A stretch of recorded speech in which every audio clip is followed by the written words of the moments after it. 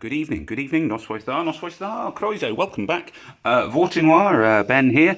Vortinoir Dewey, Ben a Dewey. Here we are, and this is the painting from last time I was working on the video. As you can see, I finished that one off now. Darkened the background to the photo I was working from. I think it worked quite effectively, having a very black background all behind her, basically.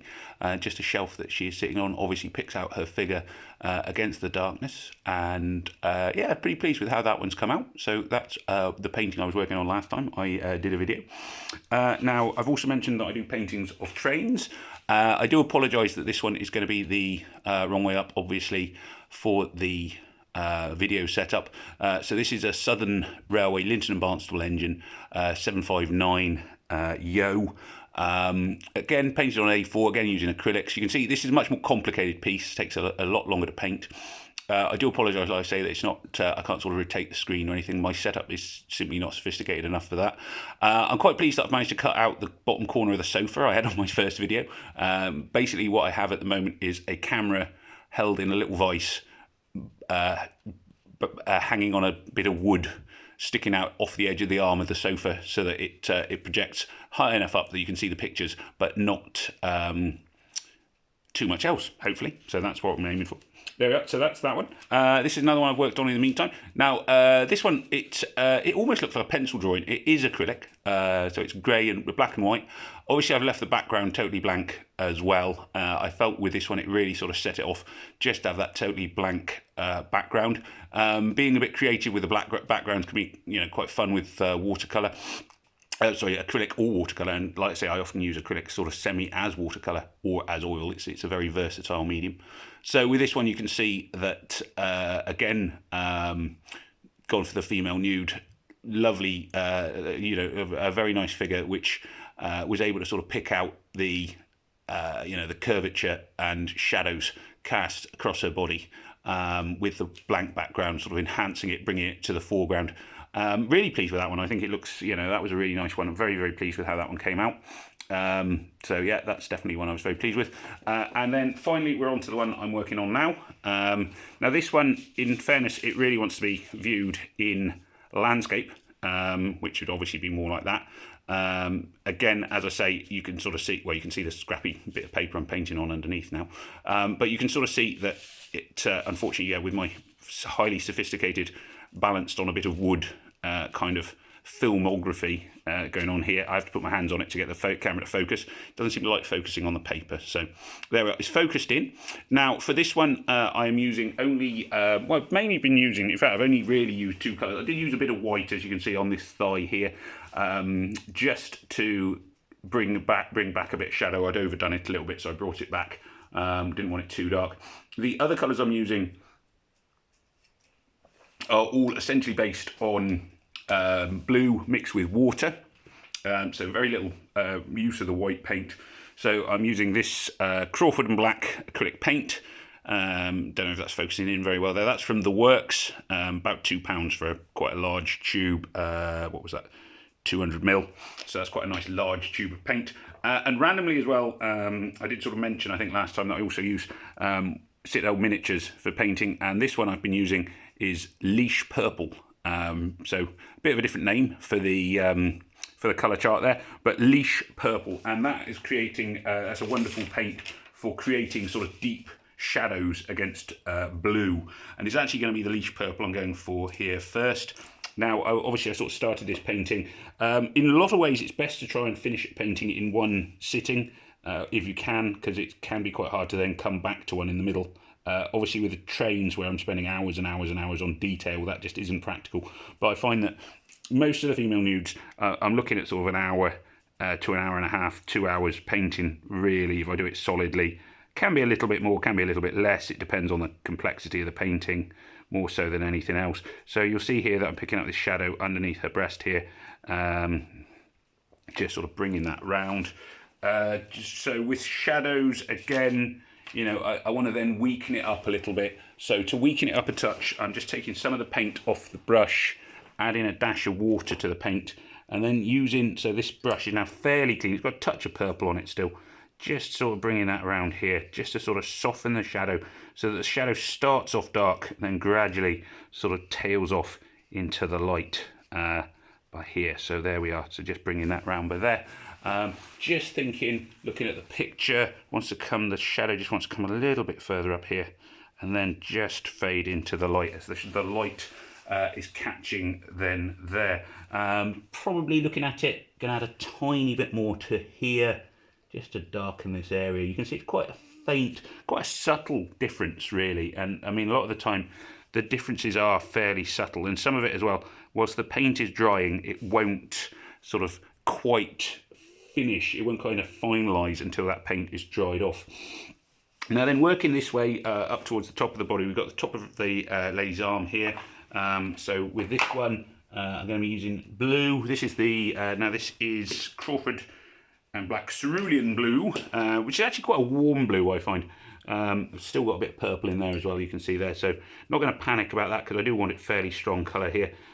Just going to take that off, and in this case, I think I'm just going to wipe the paint off the brush, sticking just to the one brush, and you can sort of see that I'm not quite happy with that, so I can just sort of brush most of it away. Not going to panic. If you make a mistake, nearly all mistakes you make when painting can be undone, and I can just see as well. I'm just going to have to move this across by here. So here we are. This is an area. Now it's in relatively dark shadow in terms of the painting. Anyway, so just wants a bit of blue, slightly paler towards the edge of the frame. So now, just using this is just a little bit of water on the brush, nothing much else. Just going to thin that out, moving it that way, thinning it out this way. You can sort of see now I'm blending it in with that over there, thinning that out a little bit there with just moving my hand. Again, don't be afraid. Well, I personally would say your thumb is or fingers, a really good way of just smoothing out the paint work that you're doing there. Now, once I got this sort of edge here, I got my edge just sort of my gradual transition. I'm also going to want to then add in some purple. So I'm going to go with purple by here, and the purple then sort of fills in this shadow under the lady's armpit here. Sort of picks that out a little bit, sort of gradual purple. So I want to kind of, most of the colours when you're dealing with human bodies, there's no sort of relatively few sharp transitions. And the sharper the transitions often look natural. It means that, you know, there are, of course, transitions in the human body as we go from dark to light, and in terms of the paint, the transitions in the colour. But you don't necessarily want to have stark transition, because a lot of transitions are sort of fairly gradual. It sort of gradually goes from dark to light and light to dark and so on. So that is then darken that area up, and then I'm just going to come in here and go in a bit darker under the armpit. So this is more strong, almost very much sort of pure now. This, as I say, it's Citadel Miniatures Leash Purple, but you know, you can obviously, you know, if you do, it depends what you're doing. I do find that the Citadel paint range is excellent, and you know, I've got quite a lot of them from you know, my past, my youth, and in fairness, they are really good paints, and they've always stood me in good stead, whatever I'm doing. Whether it's painting in 3D, which is obviously what you do with the miniatures, or painting in a painted 2D subject, as I'm doing now. Now, I'm just looking around it. I think I probably just want to add a bit of darkness over onto her left arm. So obviously I've just been working on the right arm there. Just going to add a little bit of darkness kind of over this area here. Just picking it up, making that shadow a little bit more pronounced. Blends into her shoulder fairly nicely. And then we're kind of really then going to be looking at her foot, which I'm obviously going to have to bring into the frame by here. So the foot is dominated by... Feet are always quite tricky. Feet and hands I do find are very tricky. Like the face, in some ways I actually find feet and hands harder than the face. I don't know if many people would agree with that. The face I find has got very sort of natural. I find them easier to paint. Maybe it's just I've painted more of them. But the sort of flow of the face I find more natural. Feet and hands, it's quite hard, I find sometimes, to pick out the kind of detail without making it look really worn. I don't want to say a manly hand, because a manly hand, but more like a sort of well-worn hand, like somebody who's been working very hard all their life and has never ever you know, just sort of really gritty, like, I don't know, lumberjack hands. Sorry, any lumberjacks that are watching. I'm guessing there won't be many. But you get this sort of, yeah, it's easy to overdo the sort of shadows, wrinkles, and everything else on feet and hands. Hands, I would say, are worse than feet, and they are a pet sort of peeve of mine, and one I really do need to sort of be a bit braver and try and do some more work on them, really. The thing with any kind of art is challenging yourself to not just keep doing the bits that you know you can do well, to remember that you have to work on your weaknesses as well. And I think that's really, really important with whatever you're doing. In many ways, I suppose, with most aspects of life, but particularly with this kind of thing, it's like don't give in to the sort of fear and just stick to the same thing. I try not to anyway. I mean, I'm not amazing at it. I will admit I do have a bit of a habit of ignoring or trying to avoid painting more accurately hands and feet where I can. But that said, obviously, you know, it's not an insurmountable difficulty. You can see already within just a few seconds there of just adding a little bit of shade, straight away the foot is beginning to become more like a real foot. This colour here is too strong. You can sort of see that straight away. So if I've got colour which looks way too strong, I either have to strengthen all the other colours, or I have to weaken the colour that is too strong. Now you'll see there that I've got a little bit of paint spilt out over the edge of the foot. Again, beauty of the acrylic medium for me is that I can then tackle that with just a blob of white paint in a moment, almost like almost like you're tip-exing it out. So there's nothing much to worry about there. Now I've also got a big toe, obviously enough there, with the shadow of a little toe. I may have just ducked my head in the picture there, sorry about it. Focusing, yeah, okay. So let's see, I want to start about here by the look of it. So that's going to be shadow of the little toe, mainly going up there, with the hardest shadow coming down by here, and then back up. So then a sort of slight gradual degradation of the shadow into this kind of area here, picking out the toe. So there you are, that's your sort of big toe. I do then want, by the look of that, to have a very strong bit of shadow just about here. So that's going to need a tiny bit more doubling up on it. Really strengthen that, but there. Now there is then sort of the shadow of one of the other toes, but because toes are kind of funny and can overlap a little bit, then I'm going to be quite sort of vague with my colours here, because obviously if you look at your foot side on, you often, well, you think obviously you've got 5 toes, but if you look at your foot side on, and at a lot of given angles, you might only see 2 toes or 3 toes or 5 toes, or, you know. So with this one, I would say really you're picking up on 1 toe here, second toe obviously there, and then the remaining 3 toes are kind of all sort of on a level, so they're not immediately apparent one to another. So I don't want to get carried away on having too much detail around the toe area there. A little bit more shadow on here, and then I'm just going to bring this area in with a bit more purple in here. This fairly lightly loaded brush. Most of this is sort of a fairly lightly loaded brush throughout. Now this isn't quite there yet. I can see there's a sort of hint of a toenail. Now for the toenail on this one, I'm going to be using, I've gone to a finer brush. So now the brush I was using was like a 2. I'm now down to a 000, so a very fine brush, this one. And just picking out, it's like an almost, you can see the difference there, that I've sort of suddenly got a straight line, sharp edge coming in by there, just to sort of pick that out. Again, don't want it to be quite that strong, so just easing it off with my thumb, but just to give a hint of where the nails are, and then picking that out. Now that's going to then want a little bit of white, I think, to pick out the odd colour here. So finally then, just to sort of set it off, now I'm not going to quite be finished with the foot even by the time I will pause this video in a minute. Simply, I hate to say it, my Wi-Fi is pretty terrible. There's a lot of things that are very difficult in things with me at the minute. So I do apologise that some of the videos are, you know, the quality of them is hopefully will improve with time and practice and everything else. But I just kind of want to get things started off at the minute, like I say. So just trying to get into a good routine of trying to do one sort of video every week or so. I think that's about right since I did my last one. I hope so anyway. I'm not great at, I do have various sort of things going on. Right, so once I've done that, I've picked out that colour over there. Now, next thing I'm going to do is just go on to some white.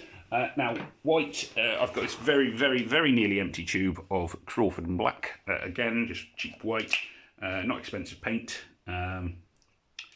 Just going to see. So the first thing I wanted to do was just get rid of my little mistake that I made by here. So let's just quickly take that one out. Now you can see, almost like I say, almost like tip-Xing it out at this stage, just keeping it nice and neat. You can still see the shadow of it back there, so it's probably going to need another small layer. That's fine, it's not a problem. Can go over that again in a second. And then with the nail, as I sort of mentioned, looking at a bit of an odd angle here, kind of want to then bring out this corner here where the nail would be, and just bringing it up into this sort of sweep up by here, and this sort of much broader sweep of white up by here. So a bit more colour and contrast. Just want the nail to sort of pick itself out. So there we are. So at the moment, it's coming on quite nicely. It does need a little bit of refinement. Again, you can sort of see there that I did a little dab with my finger, which is, like I say, one of my favourite tools in the artistic toolbox. I do want, and I can see this, that the underside of the foot by here is really, really strong on this picture because it catches the light right under here. So I'm going to do a streak of white by here, then coming round into white tip of the toe. So just picking that out, really sort of strengthening that up by there. And I'm just going to use this white again as well, just to sort of soften this area here. So there's lots of ways you can soften it. Obviously I've done it with water, I've done it with just rubbing with my thumb, and now I'm doing it with just a little bit of white paint, just to sort of mix it in there. So different ways, but all sort of achieve the same overall objective, just sort of smearing the paint. Still leaves quite a sharp contrast, which is kind of what I'm aiming for. So I'm just going to lift this one up by here. Now, I'm probably going to have to put my hand on this to get it to focus. Are you going to focus? Camera's not great at focusing, but you can sort of see the shape of the foot coming along there. Obviously, the toe, particularly the big toe's looking okay for this, for what the picture's going to be. The toe next to it, I'm going to need to thin out a little bit. That one's too wide at the minute, so that's going to need a little bit of work. The heel of the foot I'm quite pleased with so far, and the base of the foot, the sole, so that area's looking good. It's just going to be a case of sort of tweaking the toes and that top edge of the foot, just sort of adding in a little, graduating the shadow so it doesn't go quite so much strong purpley blue to pale, very pale blue. So that wants to be a little bit more gradual, although it is quite a sharp transition in the picture that I'm working from. So that would be that, and as you can see, there's that slight stain there at the bottom where I made a small mistake. So what I will then do is, this is going to be the last thing I'll do on this video before I pause and sign off, because I think this is sort of, you know, a reasonable length of video. Again, I'm just going to come in here, a bit of white paint. This time, the layers are going over. Boom, ba-dum, boom. There we go. So I often make random little bump noises. Can't help it. Well, probably could help it, but don't. So there we go, a little bit of paint with there, and tiny bit more here. Now this one, particularly because I'm not quite sure what I'm going to do with the background, I am sort of very much trying to keep it within the lines. It might be that I do decide to leave the background white. I'm not sure, 100% sure that, but you can see there that mistake, which was pretty obvious last time you held it up, is now nearly invisible, and that's quite nice. And particularly if you view it from a bit of a distance, I'm just going to bring my thumb in here and hopefully it'll focus a bit better. If you view it from a distance, it's almost unrecognisable. So there we go. So anyway, there we are. So I hope there were some useful techniques and pointers there. I think the focus of this video I will probably put is painting a foot, because really that's what this is mainly focused on. I know I've painted other bits as well, but mainly focusing on the foot there. And as I say, as I think I mentioned previously, please do remember to like, share, comment, subscribe, and all those things. If you've got any questions about painting, or you want to see me try and paint a specific thing, then by all means do please let me know. I'm at the moment, like I said, as I still mentioned last time, this is like only my second video on painting, so I'm sort of trying to build up a little bit of a just get a few videos out there to begin with before I sort of start pushing too hard with anything much else. Ideally, I'd like to start selling the paintings for and working that way, but I'm sort of still in the sort of experimenting stage at this time. Anyway, so thank you very much. Do please remember to like, share, comment, and subscribe. I hope you enjoyed the video. I hope there's some useful tips in there, and hopefully I will get another video out in about next week or so, and I shall see you again. Take care now. All the best. Au revoir. Goodbye.